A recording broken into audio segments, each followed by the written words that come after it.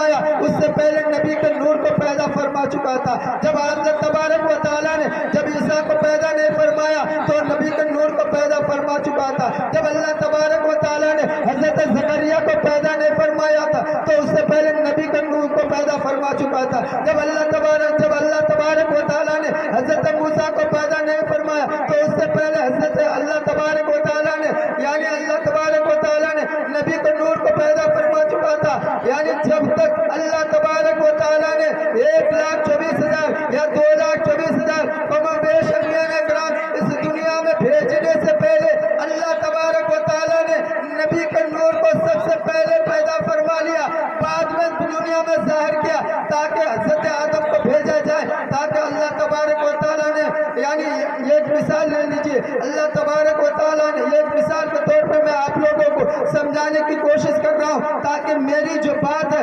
صحیح سے اچھی طریقے سے سمجھ میں آ جائے. جس طریقے سے ہم لوگ اسٹیج میں 4 لوگ ہیں, چاروں میں سے ایک نے پہلے پڑھا لیکن آپ لوگوں کو بھروسہ تھا, آپ لوگوں کو یقین تھا کہ ابھی ہمارے امام صاحب ضرور بیان کریں گے. یعنی آپ کو بھروسہ تھا کہ تھوڑی دیر بعد ہمارے مسجد کے امام صاحب ضرور بیان کریں گے, کچھ نہ کچھ بولیں گے ضرور. اگر ایک کے بعد دوسرے بھی تشریف لائے وہ بھی یہی عرض کرتے رہے کہ آخرکار میرے بعد کوئی نہ لائے, میرے بعد ہمارے مسجد کے امام صاحب ضرور تشریف لائیں گے. یعنی اسی طریقے سے سلسلہ و سلسلہ اللہ تبارک و تعالیٰ نے حضرت آدم کو بھیج کر یوں ارشاد فرمایا, یعنی آدم کو بھیج دیا. آدم کو بھیجنے کے بعد اللہ کا حکم نافذ ہو گیا, اے آدم تم رسول کی پڑھائی کرو, اے آدم رسول کی پڑھائی کرو, رسول کی تعریف کرو. یعنی رسول اللہ صلی اللہ علیہ وسلم کی تعریف بیان کرنے لگے, ان کی توصیف بیان کرنے لگے. پھر حضرت آدم سے لے کر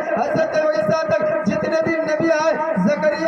زکریا کو بھی حکم ہوا اے نبی کی تعریف کرنے کا, یعنی نبی کی تعریف کرتے رہے, نبی کی توصیف کرتے رہے. اور یوسف علیہ نبی کے علیہ الصلوۃ والتسلیم بھی آئے اور وہ بھی نبی کی تعریف کرتے گئے. گویا کہ حضرت آدم سے لے کر حضرت عیسیٰ تک جتنے بھی نبی آئے سارے نبی نے ہمارے نبی کی تعریف کرتے رہے اور سارے نبیوں نے اپنے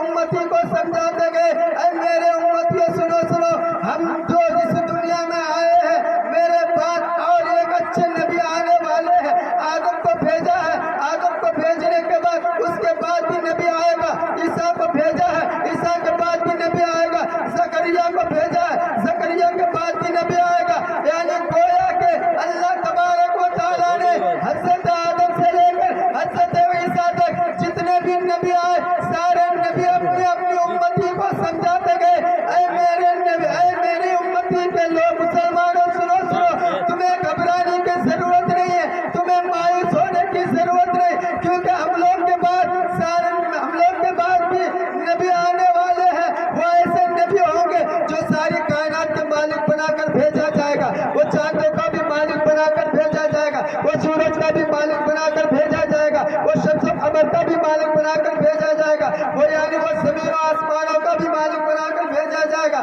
گویا کہ اللہ تبارک و تعالیٰ ساری چیزوں کی چابی نبی کے ہاتھ میں دے دیا جائے گا. اللہ تبارک و تعالیٰ کا حکم ہوگا, اے میرے نبی ساری چابی تمہارے پاس ہے. گویا ولی کی چابی تمہارے پاس ہے, نبی کی چابی تمہارے پاس ہے, ولادت کی چابی تمہارے پاس ہے, جنت کی چابی تمہارے پاس ہے, دوزخ کی چابی تمہارے پاس ہے. کسی کو ولایت عطا کرنا ہے وہ بھی چابی تمہارے پاس ہے, کسی کی بخشوانا ہے وہ بھی چابی تمہارے پاس ہے, کسی کو جنت میں داخل کروانا ہے وہ بھی چابی تمہارے پاس ہے, کسی کو جہنم میں ڈلوانا ہے وہ بھی چابی تمہارے پاس ہے. گویا اللہ تبارک و تعالیٰ نے ہمارے نبی کو دنیا کی ساری چابی, ساری کنجیاں ہمارے نبی کو دے دیا اور یہ اعلان فرما دیا, اے میرے مسلمانوں سنو, اے میرے بندوں سنو. گویا کہ جتنے بھی چابی میں نے اپنے نبی کو دیا ہے, یوں سمجھ لو کہ جب تک نبی راضی ہوگا سمجھ لینا میں بھی راضی, اور نبی ناراض تو سمجھ لینا میں بھی ناراض. سبحان اللہ, بے شک. نبی کے نور کو پہلے بھیجا گیا تھا,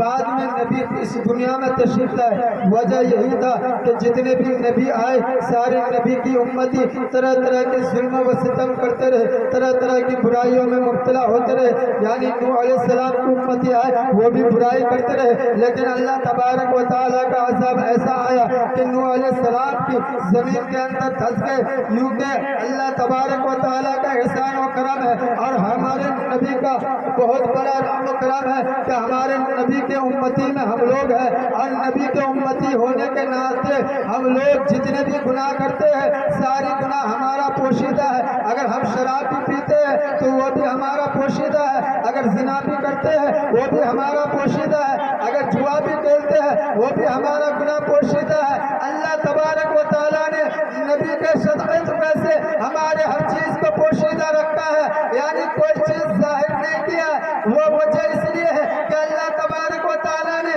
تمام نبیوں سے زیادہ کسی کو افضل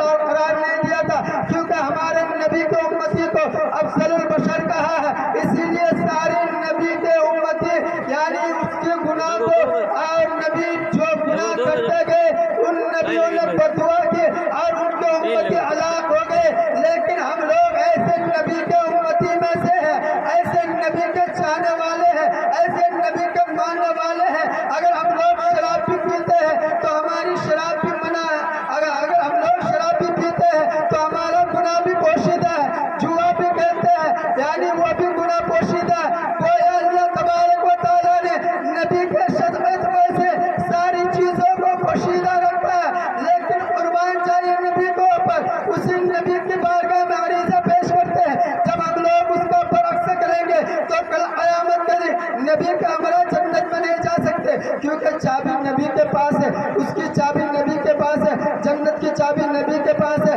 اور سن لیجئے کہ جب جنت کی چابی نبی کے پاس ہے تو نبی کو راضی کرنے کے لیے ہمیں اور آپ کو کیا کرنا چاہیے، نبی کے حکم کے مطابق کیا کرنا چاہیے، یہ آج سبھی حضرات کو معلوم ہے، آج تمام عالم اسلام کو بھی معلوم ہے کہ نبی کو راضی کرنے کے لیے نبی کے آنکھوں کی ٹھنڈک کیا ہے، وہ ہے نبی کے آنکھوں کی ٹھنڈک نماز ہے۔ ہم تمام عالم اسلام کو چاہیے کہ نماز کی پابندی کرے تاکہ نبی کے آنکھوں کی ٹھنڈک پوشیدی رہے، تاکہ نبی خوش ہوتے رہے۔ اگر ہم لوگ ایک وقت کی نماز پڑھیں گے تو ایک وقت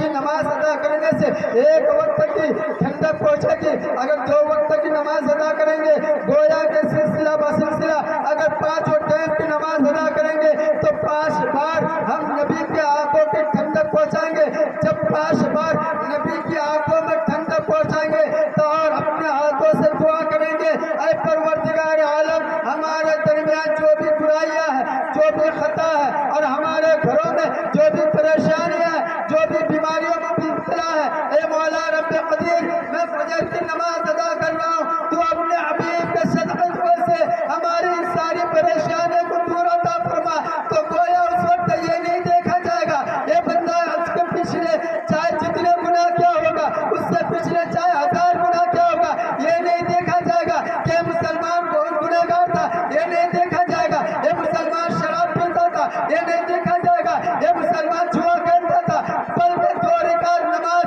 پڑھنے کے عوض میں اور دعا مانگنے کے عوض میں اللہ تبارک و تعالیٰ ارشاد فرماتا ہے کہ اس کی ساری خطا کو مٹا دیتا ہوں، اور نبی کے ہمارا جنت کا پروانہ سبحان اللہ بے شک۔ تو دوست آج کا پیغام یہی ہے کہ آج تمام عالم اسلام کو ایک درس دینا چاہتا ہوں، اور کئی حضرات جانتے ہیں اور یہ بھی سمجھتے ہیں، ابھی ہمارے امام صاحب، ابھی ہمارے عالم صاحب بھی عرض کیا کہ مرنا ہر کسی کے اوپر ضروری ہے، ہر جاندار چیز کو مرنا ضروری ہے، اور ہمارے مولانا نواجی صاحب نے بھی عرض کیا کہ ایک نہ ایک دن اس روئے زمین سے رخصت ہونا ہے، لیکن